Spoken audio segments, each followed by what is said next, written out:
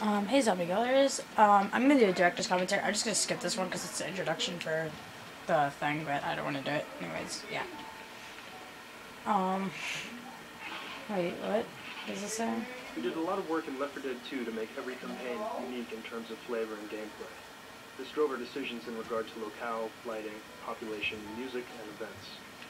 We wanted to create a continuous set of locations proceeding through the South, with the goal of making each location iconic and evocative. We drew up an overall world map of our version of the South and charted out a journey through a variety of locations. While each location obviously I'm doing director's commentary, but what are you doing over there? Where are you supposed to go? Talk faster. One of my favorite ones is a long way from here, but oh my god. We also designed new elements in each campaign where the director could take control in interesting ways, via weather, unique paths, or types of crescendo events and finales. Reloading. So yeah, I'll try being quiet, but yeah, I can't keep any promises. Since players spend the vast majority of their time shooting the common infected, we wanted to improve the feedback and visceral nature of this experience. In Left 4 Dead 1, we provided only the ability to shoot off limbs, with blood decals for bullet hits appearing only on the PC. Now, in Left 4 Dead 2, there are 43 unique ways to damage an infected, from gunfire through melee weapons all the way up to explosive damage. Because many of these wounds are non-fatal, players are able to wound an infected more than once, resulting in about 780 possible damage combinations. To create the appearance of a wound, we project a texture modified by an ellipsoid that culls the pixels of the wounded area from the infected, creating a cavity for the wound to fit into. This is amusing. To avoid memory overhead, instead of creating wound variants for each of the infected, the wounds are spawned as separate objects that work for the entire horde. Our scripting system allows us to spawn specific wounds from specific weapon hits. For example, the sniper rifle headshot explodes the head, and the axe creates a slash across the meaty areas of the body. Reloading. Dang it. Dang it. The body piles were generated by tossing self-colliding ragdolls into a level and then exporting out the result. We were able to use a debugging tool to drag them into artistic piles. Content creation at its most enjoyable. Unfortunately, the process was so efficient that it took only about 2 hours. Holy crap. 2 hours.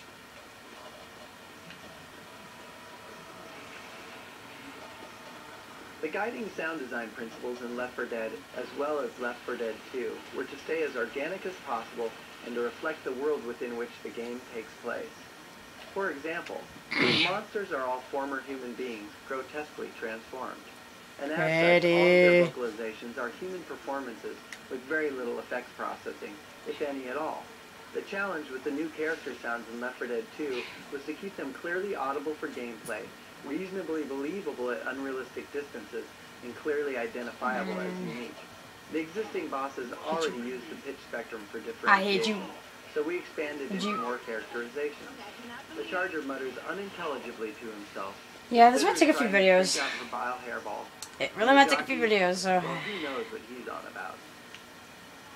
Thank God you shut up. We wanted to improve the variation. Oh my god! Keeping the memory footprint identical. So many zombies! The Horde is never comprised of more than 5 head textures Ooh, this is and 5 amusing. body textures. We use a luminosity lookup into a gradient texture for tinting variation, allowing us to not only get a hue variation, but also a luminosity variation.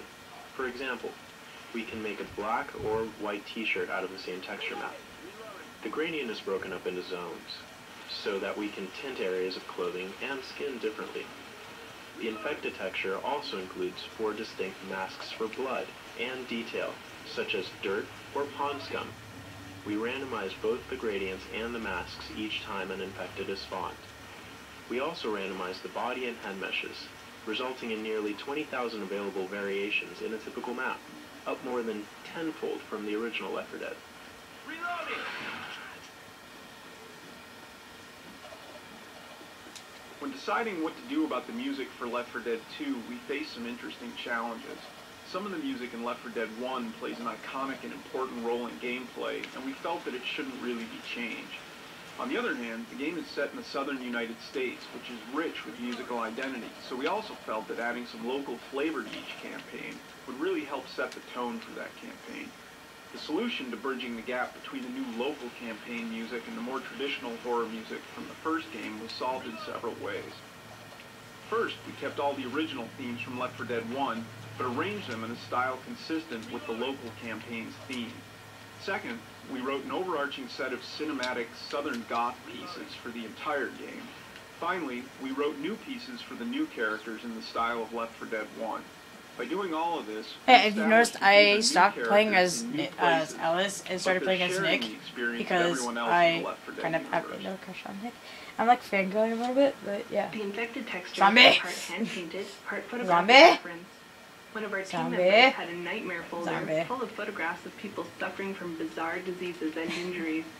They were so So, hard yeah. to look at that That's the how I'm playing infected as Nick a actually lot. contained none of Go these. away, God. I need to get Instead, the away. secret ingredients for infecting normal-looking human textures are photos of Die. housing insulation and potato skins.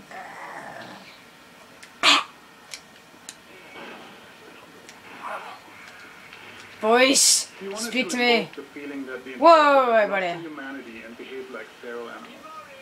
Seeing the eyes glow in the dark like those of a deer in headlights helps illustrate this. To create that effect, we authored the shader for the infected so that an artist could mark the regions that should reflect light towards the viewer in a texture.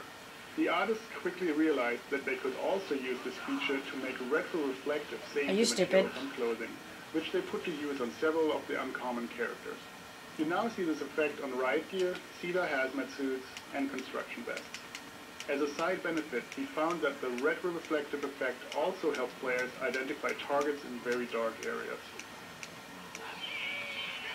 This restaurant was one of the first areas populated with tables and chairs. Cha-la-la-la-la. In early playtests, the I survivors love doing would that. pop a boomer, and the resulting explosions sent tables and chairs flying everywhere. Wait, did I seriously kill it? I don't know who It was killed a it. great effect. But it was We awesome. decided to furnish 'Cause a I killed few the boomer. more areas like this, so that more players would be likely to experience it at some point in the campaign.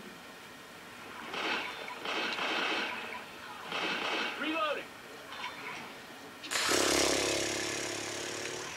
The pipe bomb has always been a crowd pleaser, but in Left 4 Dead, the pipe bomb has always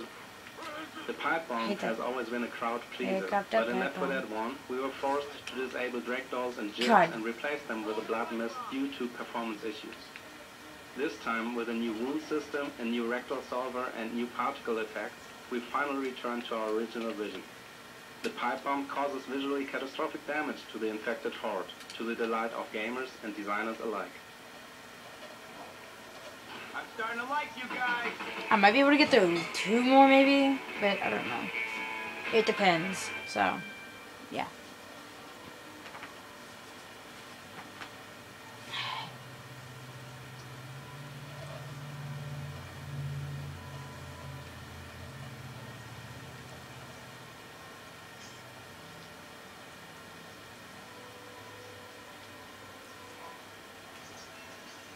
Sorry if you can hear the music right now, but yeah, I'm gonna do something.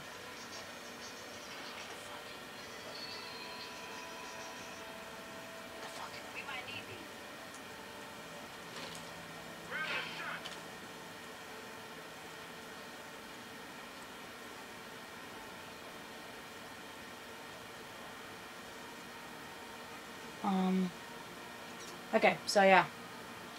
Keep going again.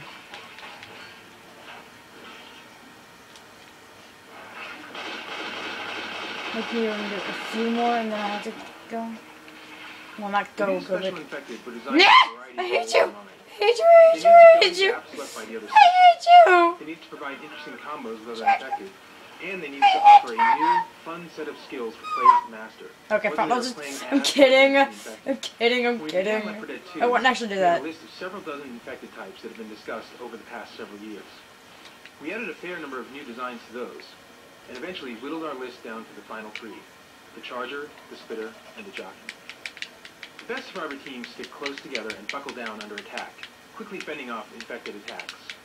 To provide an opening for the infected to capitalize upon, we created the Charger. His charge attack not only separates members from the group, but will bowl down tightly clumped survivors.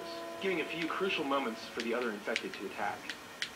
The only non-boss infected who is immune to being bashed, his design encourages players to keep a quick trigger finger and a watchful eye on their companions, while also keeping their distance. The Spitter's area of denial attack serves a variety of purposes. While the initial pool of acid permits a few moments for escape, its damage increases as the acid begins to do its work. Lingering in or passing through the pool of acid is a dangerous proposition, and it can quickly force a group of survivors out of a tight spot, or drive a wedge between members of a group. The jockey is the one special that retains control after he's begun his incapacitating attack.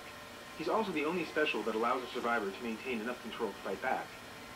The well-played jockey has many ways of driving the survivor to a deadly end, either at the hands of other infected or through the environment itself.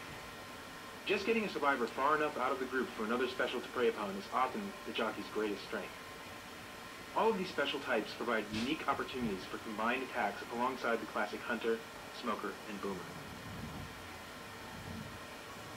What about Witch and Tank?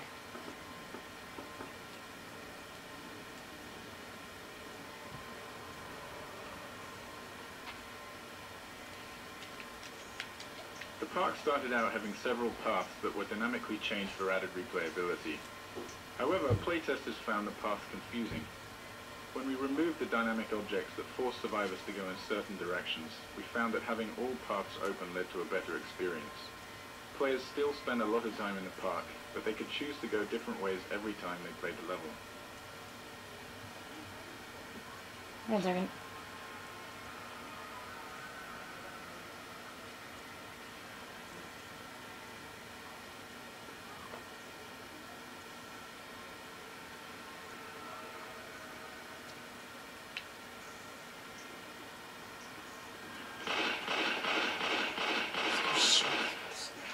I don't know.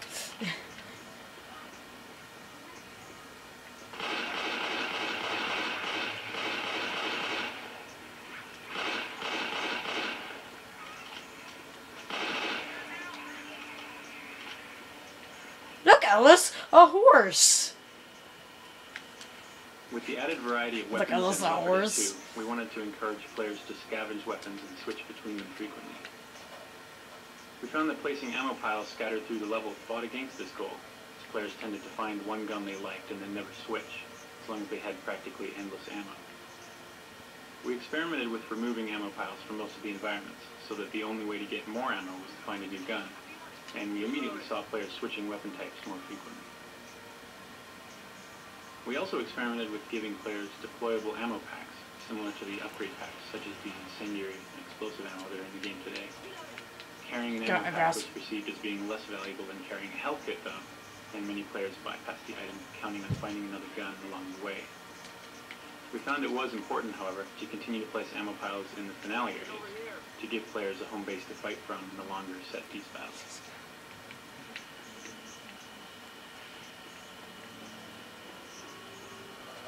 It reeks like piss. Hey, watch out! Watch out! Dang it. Thought maybe a shortcut. He got his arm shot off, and then he shot again. What the heck? Am I even playing on easy? Or am I playing on normal? I don't know. Punch you in the face. The animators experimented quite a bit with the movement styles of the new special infected in order to help them contrast with the existing specials.